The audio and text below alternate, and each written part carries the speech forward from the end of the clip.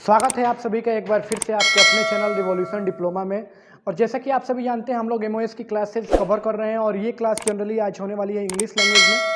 इससे पहले मैं आपको बता दूं कि आप लोगों ने हमारे चैनल पे जो इतना प्यार दिया है और इतने अपने दोस्तों के साथ शेयर किया है उसके लिए आप सभी को बहुत बहुत धन्यवाद। और आपके जो और सारे फ्रेंड्स जो इस चैनल से अभी तक नहीं जुड़ पाए हैं उनको एक बार जोड़ने की कोशिश करिए, उनको इस चैनल के बारे में बताइए और बताइए कि यहाँ पे एक अच्छा कंटेंट मिल रहा है आप लोगों के लिए। तो आ जाइए शुरू करते हैं अपना ये टॉपिक। और टॉपिक शुरू करते हैं तो हम लोग इस चैप्टर का और पूरे बुक का सबसे इम्पोर्टेंट टॉपिक है। अगर स्ट्रेस को सही से ढंग से समझ लेते हैं आप तो स्ट्रेस क्या होगा आपको अगर सही से ढंग से समझ में आ गया तो पूरे मॉस में आपको कहीं पे भी दिक्कत नहीं होने वाली है।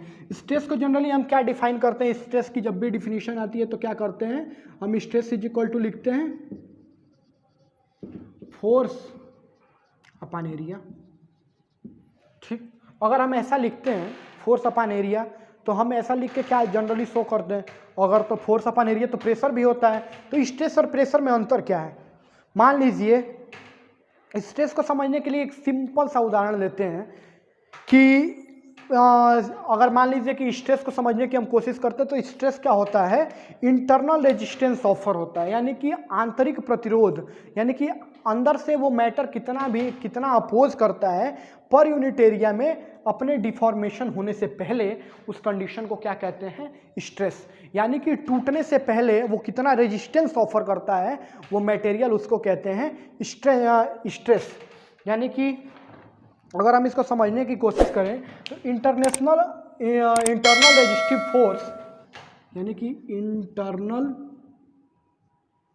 बड़ा लिखने की कोशिश करते हैं, इंटरनल रेजिस्टिव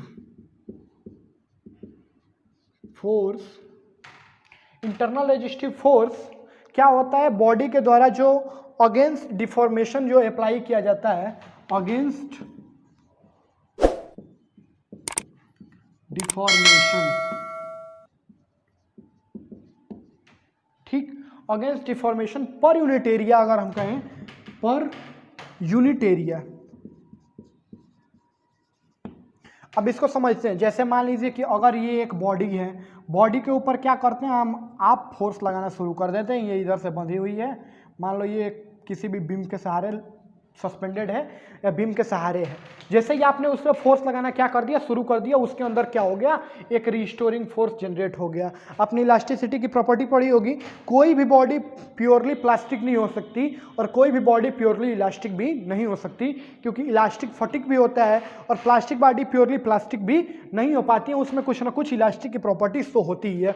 जैसे ही आपने फोर्स लगाना शुरू किया क्या हो गया, वो तो अपने शेप में चेंज का विरोध करती है, तो क्या हो गया उसके अंदर तुरंत एक रिस्टोरिंग फोर्स जनरेट हो गया। मान लो हमने यहाँ पे लगाया 1 न्यूटन बल, यहाँ पे भी जनरेट हो गया 1 न्यूटन, यहाँ पे हमने लगा दिया 2 न्यूटन, भैया बढ़ा दिए थोड़ा सा, इस पे भी बढ़ गया भैया 2 न्यूटन। अगर मान लीजिए हम यहाँ पे कर दिए एक ही बार 50 न्यूटन, अब बॉडी तो इतना 50 न्यूटन तो कर नहीं पाएगी, बॉडी के अंदर क्या होगा, इलोंगेशन होना स्टार्ट हो जाएगा और इसके शेप में चेंज आ जाएंगे। तो जो पहले 50 न्यूटन होने से, मान लो कि यहाँ पे अगर हम 49 न्यूटन लगाते थे तो यहाँ पे क्या होता था, इसमें भी 49 न्यूटन यानी 49 न्यूटन इसमें भी जनरेट हो जाता था। तो ऐसी कंडीशन में क्या करता था कि वो डिफॉर्मेशन अपने अंदर क्या करता था कि डिफॉर्मेशन होने का अपोज करता था, अपनी जो न्यूटन का थर्ड लॉ ऑफ मोशन है उसके दौरान उसके हिसाब से क्या करता है कि कोई भी चीज़ अपने शेप और साइज में होने वाले चेंज का अपोज करती है, तो उसी प्रॉपर्टी के हिसाब से ये स्ट्रेस निकला हुआ है। यानी कि 49 न्यूटन तक जब तक था तब तक क्या करता था, वो अपने अंदर डिफॉर्मेशन का विरोध करता था। तो ये हो गया आपका स्ट्रेस। स्ट्रेस को अगर डिनोट की बात की जाए तो स्ट्रेस को डिनोट करते हैं सिग्मा से, और स्ट्रेस की यूनिट की अगर बात करें तो स्ट्रेस इज इक्वल टू क्या होता है, स्ट्रेस इज इक्वल टू होता है आपका internal resistive force against deformation, यानी कि इंटरनल रेजिस्टिव फोर्स अपॉन, अब क्या करेंगे हम इसके एरिया ऑन विच, सीधा लिखते हैं area on which force is acting.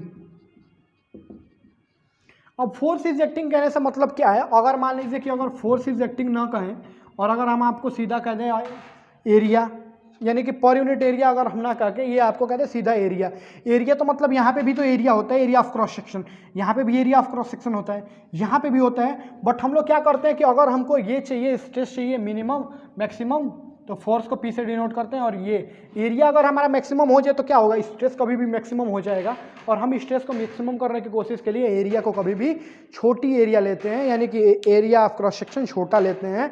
और इसकी यूनिट होती है पी, यानी कि फोर्स की यूनिट हो गई आपकी न्यूटन, और ए की हो गई मीटर पर स्क्वायर यानी कि पास्कल।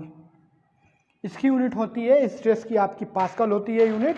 और अब बात करेंगे हम लोग टाइप ऑफ स्ट्रेस के बारे में। अब स्ट्रेस के टाइप्स के बारे में बात करें,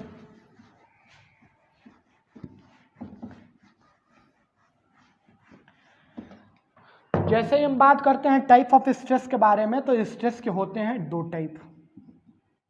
एक तो होता है आपका नॉर्मल स्ट्रेस, पहला होता है जो वो होता है आपका नॉर्मल स्ट्रेस, और दूसरा होता है आपका शियर स्ट्रेस। ठीक, अब बात करते हैं नॉर्मल स्ट्रेस के बारे में। नॉर्मल स्ट्रेस होता क्या है, ये नॉर्मल स्ट्रेस सीधा स्ट्रेस है, यानी कि नॉर्मल स्ट्रेस, स्ट्रेस से ये internal resistive force per unit area को कहते हैं क्या हम, नॉर्मल स्ट्रेस। यानी कि ये क्या करता है, सीधा सा बॉडी के ऊपर इंटरनल जो रेजिस्टिव फोर्स होता है वो ऑफर करती है बॉडी, उसी को क्या कहते हैं, पर यूनिट एरिया के साथ कहते हैं उसको हम नॉर्मल स्ट्रेस। अगर इसको लिखना हो तो यहाँ इसको लिख देंगे, डिफाइन कर देंगे, internal resistive force per unit area, internal resistive force per unit area offered by a body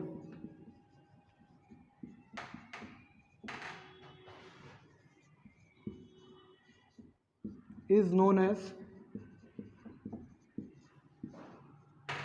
normal stress।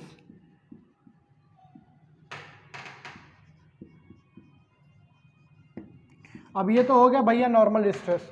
अब नॉर्मल स्ट्रेस को भी फर्दर दो टाइप्स में डिवाइड किया गया है, टेंसाइल स्ट्रेस और कंप्रेसिव स्ट्रेस। अगर इसको भी देखें तो फर्दर दो फैक्टर में, दो इसके सब कैटेगरीज में डिवाइड किया गया है, टेंसाइल स्ट्रेस और दूसरा है कंप्रेसिव स्ट्रेस। अब टेंसाइल स्ट्रेस क्या है, टेंसाइल फोर्स लगने के टाइम पे जो स्ट्रेस जनरेट होती है। कभी भी स्ट्रेस कब जनरेट होगी, जब भी हम किसी भी बॉडी पे क्या करेंगे, फोर्स अप्लाइड करेंगे। तो टेंसाइल स्ट्रेस के टाइम, टेंसाइल फोर्स अप्लाइड करने के टाइम पे जो स्ट्रेस जनरेट होती है उसको कहते हैं टेंसाइल स्ट्रेस, और कंप्रेसिव फोर्स लगाने के टाइम पे जो जनरेट होती है उसको कहते हैं कंप्रेसिव स्ट्रेस। समझने के लिए एक फिगर देखते हैं। मान लीजिए कि ये टेंसाइल है और ये है वर्किंग। जैसे हम लोगों ने फोर्स लगाना शुरू किया दोनों साइड से, मान लीजिए पी, फोर्स लगाना शुरू किया, क्या होगा, इसके अंदर वो रेजिस्टिव फोर्स जनरेट हो गई, तुरंत अपोज करना शुरू। मतलब क्या हो रहा है कि ये अपने अंदर होने वाले अपोज का ये क्या कर रहा है, विरोध कर रहा है, यानी कि अपोज कर रहा है अपने अंदर होने वाले चेंजेस का। तो ये क्या हो गया, टेंसाइल। और अगर हम कंप्रेसिव की बात करें, कंप्रेसिव स्ट्रेस क्या होगा, तो ये तो फोर्स पर यूनिट एरिया भी रहेगा साथ में। जैसे ही हम लोग बात करते हैं इसके वर्किंग की, ये क्या करता है, अपने चेंजेस होने वाले चेंजेस का अपोज करता है। जैसे मान लीजिए कि आपकी एक 10 बीघे का प्लाट है, 10 बीघे का प्लाट है, तो अगर उसको कोई क्या करे, जल्दी से आपको ज़्यादा करना चाहे, आप तो जल्दी अपोज नहीं करोगे, लेकिन बॉडी की प्रॉपर्टी क्या होती है, वो उसको भी अपोज करती है। और अगर मान लो कि कोई उसको आपको दोनों तरफ से, मान लीजिए कि ये आपका 10 बीघे का प्लाट है और उसके दोनों साइड क्या है, बहुत बड़े बड़े जमींदार टाइप लोग हैं, जमींदार टाइप लोग हैं जो डेली डेली आपके खेत के भीतर घुसते जाते हैं, तो क्या करोगे आप, उसको भी आप अपोज करने की कोशिश करोगे, जितनी आपकी कैपेसिटी होगी। आप न्यायालय में जाके मुकदमा करोगे या फिर दूसरी चीज़ें करोगे, तो उनको क्या करोगे, अपोज करने की कोशिश करोगे।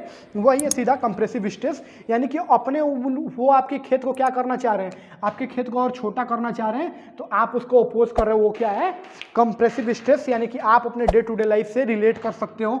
अगर आपको आपको रटना है तो आप बिना रिलेट किए भी पढ़ सकते हो, या फिर आपको कहीं पे भी किसी भी टॉपिक को समझना है तो आप अपने उसको सबसे आसान तरीका है क्या, आप उसको अपने डे टू डे लाइफ से रिलेट करके देख सकते हो। अब आगे बात करते हैं तो सबसे जो लास्ट टॉपिक है आज का वो है आपका शियर स्ट्रेस। क्या है?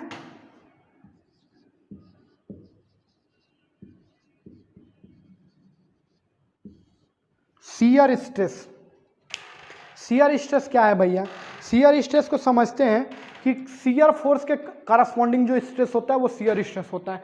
शियर फोर्स क्या होता है हम लोगों ने अभी पढ़ा, क्या वो क्या हो, फोर्स जो एक बॉडी पे क्या करे, टेंजेंशियली या तो वर्क करे या फिर नॉर्मली वर्क करे, तो उसको क्या कहते हैं, शियर फोर्स।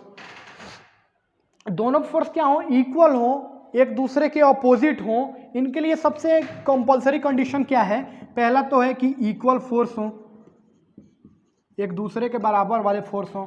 दूसरी चीज क्या है, ऑपोजिट हो, एक दूसरे के, एक दूसरे से उल्टे लग रहे हो। तीसरा क्या है, टेंजेंशियली या पैरेलली हो।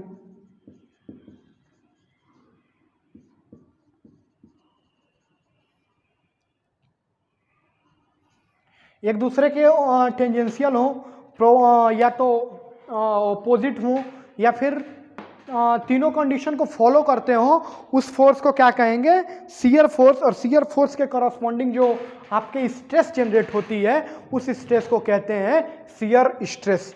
और आज की वीडियोस हमारी बस इतनी ही थी। अगर आप हमारे वीडियोस को यूट्यूब पे देख रहे हैं तो हमारे चैनल को फॉलो करिए और अपने ज़्यादा से ज़्यादा दोस्तों को जोड़ने की कोशिश करिए, जिससे हम आपको और बहुत जल्दी कल या परसों तक आपके लिए कुछ सरप्राइज़ लेके आने वाले हैं। और बहुत जल्दी अलग भी फैकल्टी मेंबर्स हमारे साथ जुड़ेंगे जो बहुत अलग अलग सब्जेक्ट्स की क्लास आपको प्रोवाइड कराएंगे हम। Thank you so much, thanks for watching.